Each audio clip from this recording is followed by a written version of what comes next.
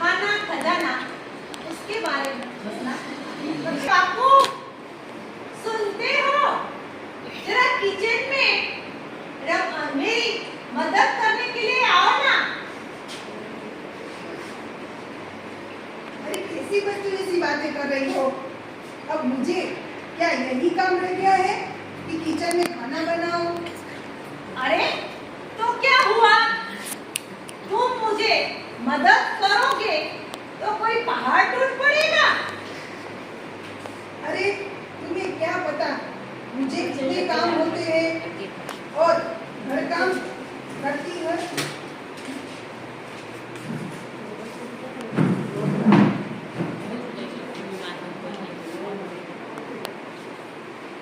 ओ God, ये सब तो हम आती है और घर भी संभालती है। आज के एआई के जमाने में सबको साथ मिलकर काम करना पड़ेगा। कल को मैं बीमार हो गई तो आप तो भूखे मर जाओगे। इसलिए कहती हूँ, घर का सब काम सबको आना चाहिए। अपने बेटों को भी मैं यही सिखाती हूँ। अरे तुझे इतनी ज्ञान की बातें कौन सिखा गया?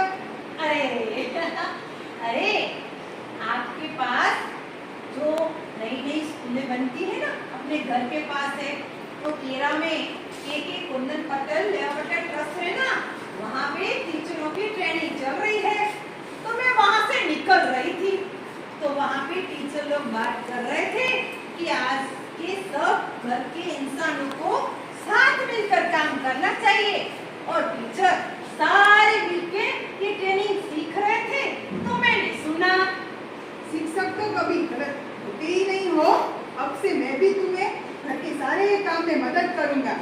अरे वाह, ऐसा पता होता तो मैं के पटेल स्कूल में पहले से जाके आती और आपको सिखा भी देती।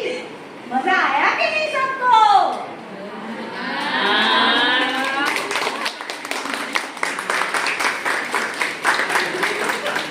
સમજાવતા હોય તો પડદા ઉપર રાખી અને તમે અહીંયા મૂવ કરી શકો છો અને આ વાત થતી હોય એવી રીતે આ એની સાથે આ વાત બાળકો બેઠા હોય એની પાસેથી પણ આવું આપણે બનાવીને કંઈક નવું ક્રિએટ કરીને એને ભણાવી શકે. સરસ મજાનું પપેટ બનાવવાનું છે તો બાળક જે કંઈ ડ્રો કરતું હોય એને આવીને આનાથી સ્ટીક ઉપરથી એને આપણે આમ કે આ બધા જ બાળકોને કોઈ પણ જાતની વાર્તા આપણી હોય, કોઈ પણ જાતનું એકદમ સમજાવવું હોય તો આપણે એને કોઈ કરતું હોય તો એને એકદમ જલ્દીથી આવે છે. આપણે પણ જો ક્યાંક આપણે જગ્યાએ ભાગ લીધું હોય, આપણે ડાયલોગ્સ બોલ્યા હોય, એ ડાયલોગ્સ તમને કમસે કમ 1 વર્ષ સુધી તો નહીં જ ભૂલાય.